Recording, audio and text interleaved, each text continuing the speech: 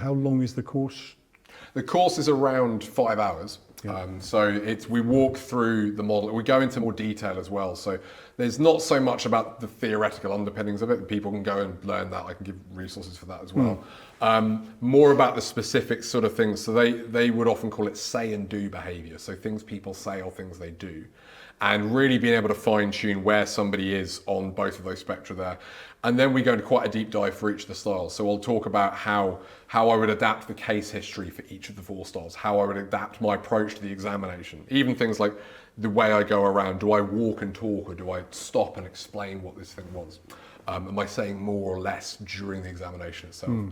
And then, when we explain our treatment recommendations, so as chiropractors, we would call this the report of findings traditionally, but basically, here's what I found, here's what I suspect is going on, here's the treatment plan, as well as some other general modifications. So we go through exactly, if you've got to drive a patient in front of you, you can watch that section and go, this is how to act with this person here to really get more trust, get them more on board. But then also we go quite into detail about ways that you can improve your versatility. Because the superpower of social styles is really versatility. It's your ability to adapt and change.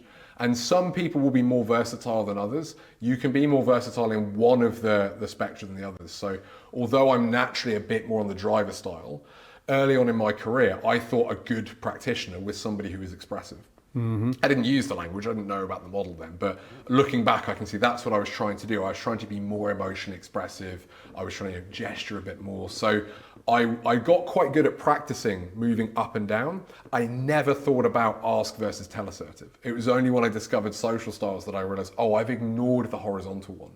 So I've had less practice at that. So I'm very good at going vertically. I'm not as good at going horizontally. I'm also so far at the end here that I can't get more tell-assertive most of the time. So it takes some practice over time to do that. And there's specific action steps, specific exercises people can do to actually practice that versatility over time. You don't have to be perfect, but it's just being able to get closer to the patient. It will always improve the interaction. That will improve the outcomes. It'll improve the trust. And I know we don't want to dwell on complaints like you said, really minimizes the risk of complaints. About 50% of complaints to the regulators are down to communication. Yeah.